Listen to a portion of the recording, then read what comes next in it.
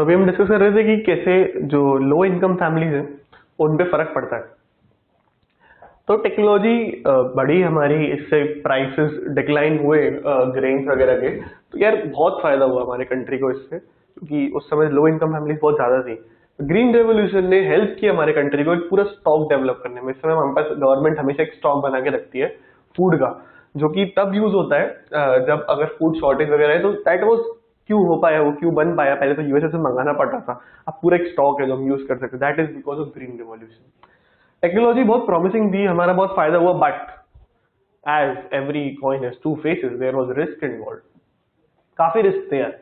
पहला रिस्क था कि ग्रीन रिवॉल्यूशन की वजह से ऐसा ना हो कि रिच और पुअर फार्मर में गैप आ जाए। रिच तो और रिच हो जाए, पुअर और पुअर हो जाए। समझ रहे हो ना मैं किस गोल की बात कर रहा हूँ? Fourth goal, equity. Fourth goal की बात कर रहा हूँ। अब ग्रीन रिवॉल्यूशन में तीनों चीजें हैं, ग्रोथ है, टेक्नोलॉजी है, सेल्फ रिलायंस है। तीनों की बात कर ली। ग्रोथ कैसे है कि हमने प्रोडक्टिविटी बढ़ाई, टेक्नोलॉजी कैसे है हमने ये सब लेके आए, HYZ सीड्स वगैरह, इरिगेशन फैसिलिटीज वगैरह। सेल्फ रिलायंस कैसे है, इंडिया के पास स्टॉक बना दिया ग्रीन रिवॉल्यूशन में। और अब चौथी चीज की बात करते हैं। ये डर था यार कि रिच ना ज्यादा ना अमीर हो और पुअर गैप ना बढ़े। अब थोड़ा समझो कैसे था। देखो, फार्मर्स के लिए क्या किया गया, हमने क्या किया कि हमने high yielding variety of seeds market में उतार दिए। पर अगर यार गरीब उनको खरीद ही नहीं पाएंगे अगर वो इतने महंगे होंगे। हाई यील्डिंग वैरायटी के लिए क्या चाहिए था, बताया था मैंने, फर्टिलाइजर चाहिए था और इरिगेशन फैसिलिटी चाहिए थी, और मतलब ये दो चीज चाहिए थी। अब अगर हाई यील्डिंग वैरायटी सीड तो मैंने फार्मर को दे दिए, पर अगर मान लो कि इतना पैसा ही नहीं है कि वो इरिगेशन करवा पाए या फिर वो फर्टिलाइजर खरीद पाए, तो कुछ फायदा होगा नहीं। इसका फायदा किसको होगा? जो अफोर्ड कर सकता है। तो ये बात सोचने वाली है, क्योंकि अगर ऐसा हुआ तो रेवोल्यूशन बेकार है। सब मेन मुद्दा क्या है, सबको साथ में लेकर चलना है। तो ऐसा ना हो, बल्कि सब सोचा क्या हम लोगों ने, ऐसा ना हो कि अमीर अमीर हो गरीब गरीब हो। उसका रिजल्ट क्या किया गया? सब्सिडीज। लोग सब्सिडीज मतलब सस्ते में देना। गवर्नमेंट ने एक मेन इंपॉर्टेंट स्टेप लिया सब्सिडाइज करना चीजों को। जो फार्मर्स गरीब हैं उनको फर्टिलाइजर देना बहुत कम कीमत पर, बाकी गवर्नमेंट पे करेगा। उनको लोन्स देना बहुत ही लो इंटरेस्ट पर। मैंने बताया था पहले 60% पर लोन दिया था, 60% इंटरेस्ट पर। तो गवर्नमेंट ने उनको लोन देना शुरू किया, सब्सिडी देना शुरू किया कि आप लोग यूज करो, आप लोग डेवलप करो, उसका फायदा हुआ। तो जो हमारा डर था कि हमारे जो फार्मर्स है वो छोटे पीछे रहेंगे, तो ऐसा नहीं हुआ, सारे लोग आ गए। तो ग्रीन रिवॉल्यूशन ने दोनों का फायदा किया, अमीर लोगों का भी और गरीब लोगों का भी। एक बात और बताना चाहूंगा आपको। एक इकोनॉमिस्ट थे, CH राव, सॉरी। तो उन्होंने उस समय बड़ा अच्छा एस्टिमेट किया था। मैंने बताया था मार्केट सरप्लस आना चाहिए। उन्होंने एस्टिमेट करके बताया था कि ग्रीन रिवॉल्यूशन के टाइम पे there was a sufficient proportion जो कि फार्मर्स खुद कंज्यूम नहीं कर रहे थे, मार्केट में बेच रहे थे। And this is the reason why green revolution was a success, क्योंकि मार्केट सरप्लस था हमारे पास, इसीलिए प्राइस नीचे गए। अगर प्राइस नीचे गए तो फूड क्रॉप, हमारे जो फूड फॉर एग्जाम्पल व्हीट और राइस, तो अब लोग उसी पैसे का जो पहले खाने में खर्चा करते थे, उस पैसे का अपनी बाकी जरूरतों में खर्चा कर सकते हैं और अपने स्टैंडर्ड ऑफ लिविंग थोड़ा बढ़ा सकते हैं। फॉर एग्जाम्पल, अब फूड और एजुकेशन ऑप्शन है तो ऑब्वियसली बंदा फूड चुनेगा। पर अगर उस बंदे को फूड में वो कम पैसा खर्च कर रहा है, तो वो वही पैसा अपने बच्चों की एजुकेशन में या फिर अपनी खुद की एजुकेशन में लगा सकता है। And that education will further lead to development of that particular individual. So that was how the scene was, how green revolution helped in all the spheres of the society. और हमने देखा ये green revolution planning की वजह से, planning में कैसे चारों गोल्स ने काम किया। लास्ट वाला गोल हम इक्वालिटी डिस्कस कर रहे थे अभी। तो इक्वालिटी में जब सब्सिडीज देना शुरू किया गया, now subsidies is a controversial topic in itself. Subsidies में काफी कंट्रोवर्सीज है। फॉर एग्जांपल, कुछ लोग कहते हैं कि सब्सिडीज देना चाहिए, कुछ लोग कहते हैं कि सब्सिडीज नहीं देना चाहिए। तो बिफोर सब्सिडीज का क्या सीन रहता है, देखो कि सब्सिडी का मतलब क्या होता है कि अगर कोई आदमी गरीब है, जो देखो क्या होगा सीन शुरू से समझ लो। मैंने एक मार्केट में नई टेक्नोलॉजी निकाली, HYZ सीड्स ले लो, इरिगेशन ले लो या कुछ भी ले लो। अब जो अमीर लोग हैं, मैंने जिनको प्रॉमिस किया कि हाँ भाई इस टेक्नोलॉजी से आपकी प्रोडक्टिविटी बढ़ेगी, तो they can experiment, they have money. अगर मान लो प्रोडक्टिविटी ज्यादा नहीं भी बढ़ी तो भी उन्हें थोड़ा बहुत ही नुकसान होगा।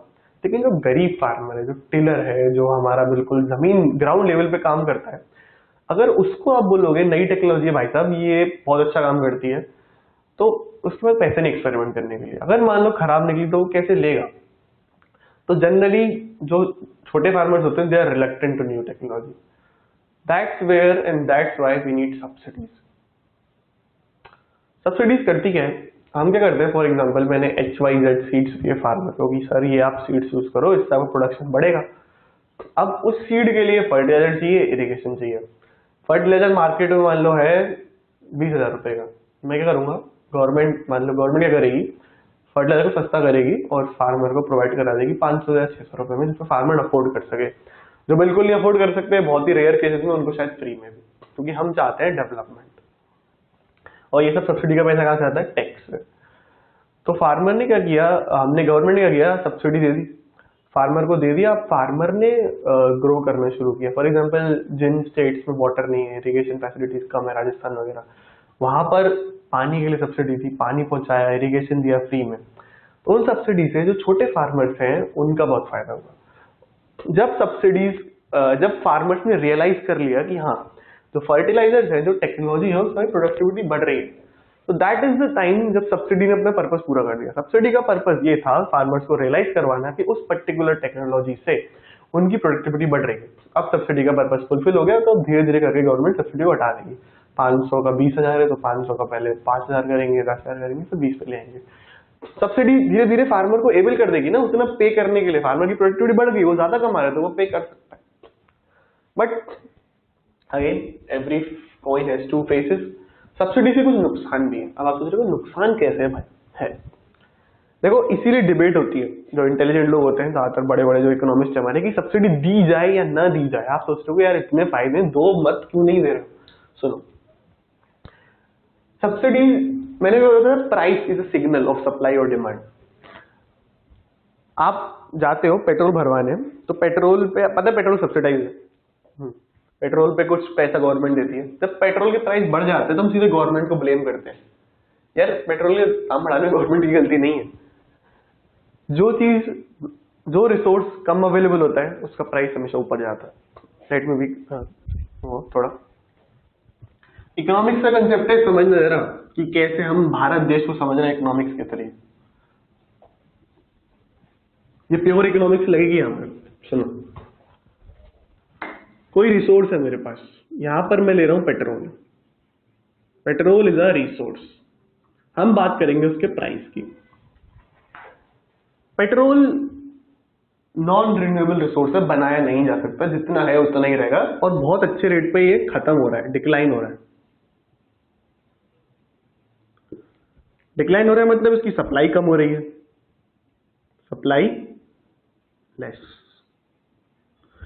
अब जब भी किसी चीज की सप्लाई कम होती है तो उसके प्राइस बढ़ेंगे, क्योंकि वो कम है, उसके मतलब रिसोर्स इज डिप्लीटिंग, तो that's why prices will increase. Government की गलती नहीं है, गलती हमारी है जो हम इतना बहाए जा रहे हैं. बिल्कुल गवर्नमेंट तो सब्सिडाइज करके बैठी है, वरना पेट्रोल इतना महंगा है कि हम शायद सेव भी ना कर पाए. सब नहीं, कुछ लोग. तो this was the same what I was saying. हाँ, this was the same case with wheat and rice and subsidies. अब हुआ क्या, for example consider case of Rajasthan. Rajasthan में वाटर थोड़ा कम है, या फिर उन स्टेट्स की बात कर लो, और भी स्टेट्स जहाँ पर वाटर थोड़ा कम है, कुछ पर्टिकुलर एरिया जहाँ पर वाटर नहीं मिलता है. उन स्टेट्स में गवर्नमेंट को वाटर सब्सिडाइज करना पड़ता है, गवर्नमेंट को वाटर सस्ता करना पड़ता है, इरिगेशन सस्ता करना पड़ता है. बट अज्यूम दैट अभी आपको पेट्रोल 2 रुपए का मिल रहा है, 2 रुपए लीटर. भाई लोग पेट्रोल में बहाना शुरू कर देंगे. सब्सिडी तो अच्छी बात है, जो बेचारे गरीब फार्मर्स हैं वो नहीं चला पाते ट्रैक्टर अपना, 2 रुपए में दे रहा हूँ, वो सब अपना ट्रैक्टर अच्छे से चलाएंगे. बट क्या कदर करेंगे वो उसकी? अज्यूम करो कि वाटर का प्राइस 100 रुपए, 100 रुपए लगते हैं 1 लीटर वाटर इरिगेशन पहुंचाने में. गवर्नमेंट ने 98 अपनी जेब से दिए, 2 रुपए फार्मर से लिए. तो क्या वो उस पानी कदर करेगा फार्मर कि उसको सिर्फ 2 रुपए देने पड़ रहे हैं? यार बहाएगा वो बिल्कुल. तो जो प्राइस होते हैं they are the indicator of the scarcity of a resource. अगर कहीं जगह पर पानी महंगा है किसी जगह पर, तो उसका मतलब वहां पर पानी कम है. तो जो लोग सब्सिडी के खिलाफ आर्ग्यूमेंट देते हैं वो यही देते हैं दैट सब्सिडी जो होती है दैट लीड्स टू वेस्ट.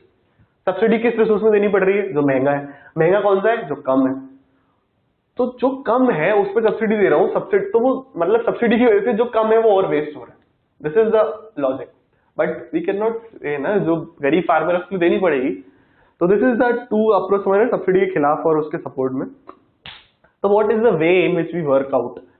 पहले तो ये कंसेप्ट समझ में आया कि अगर डिक्लाइन होगा कोई रिसोर्स, उसका प्राइस बढ़ेगा, प्राइस आर द इंडिकेटर्स कि हाँ भाई रिसोर्स कितना है हमारे पास। इस कंसेप्ट पे ही हम सब्सिडीज को बेस कर रहे हैं। सब्सिडी का पॉजिटिव पॉइंट था, हम नेगेटिव पॉइंट भी देख लिया। नेगेटिव पॉइंट में एक बात ये और कही जा सकती है कि आप सब्सिडी देकर फार्मर्स को मतलब ज्यादा इंडिपेंडेंट नहीं कर रहे हो, गवर्नमेंट पे डिपेंडेंट कर रहे हो, तो वो इंडिपेंडेंट कैसे होंगे? तो दैट इज द रीजन कि सब्सिडी का हमेशा नहीं होनी चाहिए। सब्सिडी आपको धीरे धीरे कम करनी चाहिए। सब्सिडी फॉर स्टार्टिंग, जैसे मैंने बताया था ना कि अगर सब्सिडी का मेन रीजन होता है किसी फार्मर को टेक्नोलॉजी से इंट्रोड्यूस करवाना, फार्मर को जिस भी फील्ड में सब्सिडी दी जा रही है, तो जब एक बार टेक्नोलॉजी पे भरोसा हो, पहले तो एक्सपेरिमेंट नहीं कर पाते, तो एक बार जब टेक्नोलॉजी पे भरोसा हो गया फार्मर्स को, तो there is no need of subsidy. अब हम सब्सिडी को हटा सकते हैं। तो अब हम थोड़ा आगे बढ़ते हैं। अब हमें करना क्या है, हम सब्सिडी के बारे में समझ गए, तो सब्सिडी पॉजिटिव भी है नेगेटिव भी है। Now what is the solution? Positive argument and negative, solution is somewhere in middle, like socialist capitalism somewhere in middle था। तो what is the solution is this. देखो सब्सिडी की एक बात बताना भूलिए आपको कि अगर हम फर्टिलाइजर्स में सब्सिडी दें ना, तो इससे फर्टिलाइजर कंपनी को बहुत फायदा होता है। सब्सिडी का मतलब क्या है?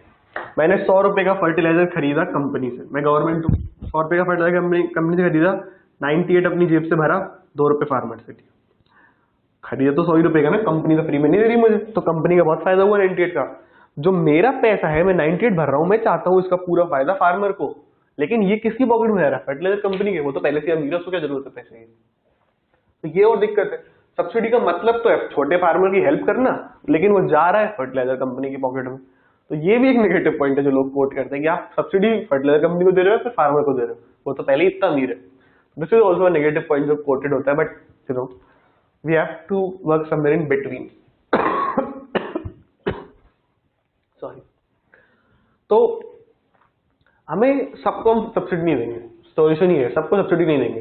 सब्सिडी उसको देंगे जो रियली जिसकी जरूरत है, जो नीड है इसकी, मतलब जिसको चाहिए सब्सिडी। हाँ भाई अब मेरा काम नहीं चलेगा बिना इसके, तो ऐसे लोगों को सब्सिडी दो, बाकी लोगों को सब्सिडी मत दो।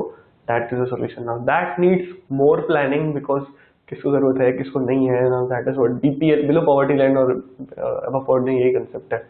जो पॉवर्टी लाइन से नीचे है उनको सामान सस्ते में दिया जाता है, दैट इज सब्सिडी। जो अबव पॉवर्टी लाइन जो अफोर्ड कर सकते हैं उनको नहीं दिया जाता। नाउ दैट में क्रिएट अ सेंस ऑफ अनइक्वलनेस, इसको सस्ता मिल रहा है इसको नहीं मिल रहा, तो मैं समझना चाहिए वो हमारा भाई है, फेलो ह्यूमन है, उसको जरूरत है, अब उसको दो, उसकी हेल्प करो। अगर आपको कोई मिले अपने आसपास ऐसा जो अफोर्ड नहीं कर सकता, तो ट्राई आप उसकी किस तरह हेल्प करोगे, बट ओवर हेल्प मत करना कि मैं मतलब ओवर हेल्प करोगे तो क्या होगा कि ये नॉर्मल लाइफ में बता रहा हूँ मैं, अगर आप किसी को 1000 रुपए का नोट पकड़ा दोगे तो ही विल नॉट वैल्यू, उसने कमाया नहीं है, वो उड़ा देगा उसको। बट अगर किसी ने बंदे ने कमाया है, वो उसकी वैल्यू जानता है, वो उसको दिमाग से अच्छे से खर्च करेगा। Discuss that with your father, you will learn a lot more.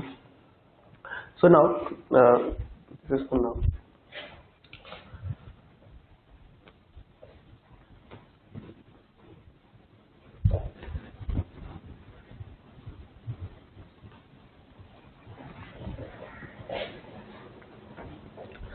देखो एग्रीकल्चर की हम बात करते हैं तो एक और, ये हमने सारी सक्सेस पढ़ी, बट कभी ऐसा नहीं था कि हमें सक्सेस और फेलियर ना हो।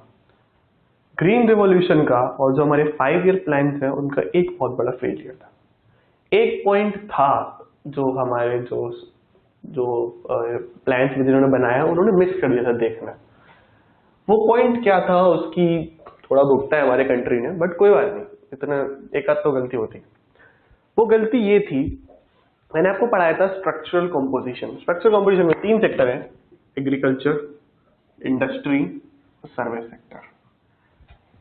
रिवाइज करते हैं। एग्रीकल्चर सबसे बड़ा होता है अगर कंट्री पुअर हो, उसके बाद जैसे जैसे कंट्री डेवलपमेंट पे आगे बढ़ता है तो एग्रीकल्चर कम होने लगता है, इंडस्ट्री बढ़ने लगता है। फिर सबसे जैसे जैसे कंट्री और डेवलप हो रहा है तो मेजर कौन सा होता है? Service sector. सबसे ज्यादा जीडीपी कहां से आता है? Service sector. Now let me tell you कि हुआ क्या। हम चाहते हैं कि एग्रीकल्चर का जीडीपी में प्रोडक्शन, जीडीपी का जो कंट्रीब्यूशन है वो थोड़ा कम हो, सर्विस सेक्टर का बढ़े। हम ये भी चाहते हैं कि जो लोग एग्रीकल्चर पे डिपेंडेंट हैं, वो ज्यादातर लोग जो एग्रीकल्चर डिपेंडेंट है वो थोड़ा चेंज होके सर्विस सेक्टर में जाए। बट इंपॉर्टेंट थिंग इज बीच में इंडस्ट्रियल सेक्टर आता है और सब लोग केवल इंडस्ट्रियल सेक्टर के थ्रू होकर ही जा सकते हैं। मैंने बताया था पहले एग्रीकल्चर डिक्लाइन होगा फिर इंडस्ट्री बढ़ेगा, डायरेक्ट सर्विस नहीं बढ़ता, इट इज वेरी रेयरली। तो प्लानिंग में गलती क्या हुई? जो डेटा हमारे पास था वो ये था कि हाँ भाई जीडीपी में चेंज आया, एग्रीकल्चर की जीडीपी कम हुई, सर्विस की बढ़ी, और तो हम डेवलप, लेकिन जो पॉपुलेशन एग्रीकल्चर पर डिपेंडेंट थी वो नहीं चेंज हुई। 1990s में 67%, 1950 में 67% डिपेंडेंट थे लोग एग्रीकल्चर पे, 67 रफली पॉइंट डेसिमल में होता है, और 1990 में 65%। तो पॉपुलेशन सेम है, 40 साल हो गए, इतना फर्क आ गया जीडीपी में, बट ऑलमोस्ट जितने लोग पहले से उतने ही बाद में भी है, तो दैट इज अ फेलियर। हम चाहते हैं हमारे लोग एग्रीकल्चर से शिफ्ट हो सर्विस सेक्टर में। यार 1990 अभी रिसेंट कुछ साल पहले की बात है, इतने लोग अभी तक एग्रीकल्चर डिपेंडेंट है। नाउ व्हाई दैट हैपेंड, ऐसा हुआ क्यों? अब कंट्री हम चाहते, एग्रीकल्चर में आप सब जानते हो जो खेती करते हैं उतना नहीं कमा पाते, लेकिन सर्विस सेक्टर में लोग ज्यादा कमाते हैं, इसीलिए आप इंजीनियरिंग करते हो, डॉक्टर बनते हो, ये सब सर्विस सेक्टर का पार्ट है। तो इंजीनियर बन गया, डॉक्टर बन गया, लेकिन जो खेती कर रहे हो एग्रीकल्चर सेक्टर में आता है। चीनी की मिलें वगैरह जिसकी है वो इंडस्ट्रियल सेक्टर में आता है। तो हम समझेंगे कि हमें ऐसा, ये तो लॉजिक समझ में आ रहा है कि हम कंट्री के डेवलपमेंट मतलब लोगों का डेवलपमेंट। तो अगर एक बंदा डेवलप कैसे होगा जब वो एग्रीकल्चर से बाहर निकल के सर्विस सेक्टर में जाएगा, है ना? तो वो ज्यादा कमाएगा, उसकी लाइफ अच्छी होगी, तो इसका मतलब ओवरऑल कंट्री का डेवलपमेंट होगा। But this does not happen in India. Why it did not happen? क्योंकि हम बीच का स्टेप भूल गए थे। बीच का स्टेप होता है इंडस्ट्रियल सेक्टर। हमारे 5 ईयर प्लान ने ग्रोथ पे फोकस किया, सब पे फोकस किया, एक चीज पे फोकस करना भूल गए। हमने ये भी ध्यान दिया कि एग्रीकल्चर से लोग निकलेंगे कैसे, क्योंकि एग्रीकल्चर प्रोडक्टिविटी बढ़ा दो लोग कम हो जाएंगे, लेकिन हमने ये ध्यान नहीं दिया कि हमारा इंडस्ट्रियल सेक्टर उन लोगों को एब्जॉर्ब कर पाएगा कि नहीं कर पाएगा। This is a point to note here. जो हमारा इंडस्ट्रियल सेक्टर था that was not ready to absorb the people जो एग्रीकल्चर से बाहर आ रहे थे। ये एग्रीकल्चर सेक्टर है, 65% लोग यहाँ काम करते हैं। मान लो यहाँ से कुछ लोग निकले, वो इसमें जाना चाह रहे हैं, बट इसमें मना कर दिया, वापस मना क्यों कर दिया? That was policies. Industrial sector इतना लाइट, मतलब इतना ओपन नहीं था कि जब जो कोई जाके काम कर सके, जॉब आराम से नहीं मिलती थी, कैपिटल गुड्स इंडस्ट्री नहीं थी, इंडस्ट्री सेटअप ही नहीं हो रही थी। 3 फैक्ट्री है, 3 की 3 फैक्ट्री होंगी तो जॉब कैसे बढ़ेगी? 3 की जगह आप 10 फैक्ट्री करो, देखो कितनी जॉब बढ़ेगी, एग्रीकल्चर से लोग आएंगे। लेकिन फैक्ट्री बढ़ी ही नहीं हमारे, मतलब कुछ कंपनी सेटअप हुई, कुछ नहीं हुई। This is the same reason why Modi so much की एंटरप्रेन्योरशिप पे ध्यान दो। अभी से एंटरप्रेन्योरशिप इतना क्यों चल रहा है? ये अंडरस्टैंड कि हाँ भाई जो भी गवर्नमेंट है वो इसमें इतना क्यों ध्यान दे रही है। तो इसीलिए वो समझते हैं लोग कि हाँ भाई हम चाहते हैं कि लोग अपना बिजनेस शुरू करें, कमाएं अपने लिए खुद को, सर्विस सेक्टर वगैरह में जाए तो बेटर रहेगा, that the country will develop. This is the economics वाली समझ कि हाँ मुझे इकोनॉमिक्स क्यों पढ़नी है, क्योंकि मुझे समझ में आना चाहिए। तो दिस वाज अ फेलियर, कि एक छोटा सा फेलियर था जो किया अभी हमने सोचा।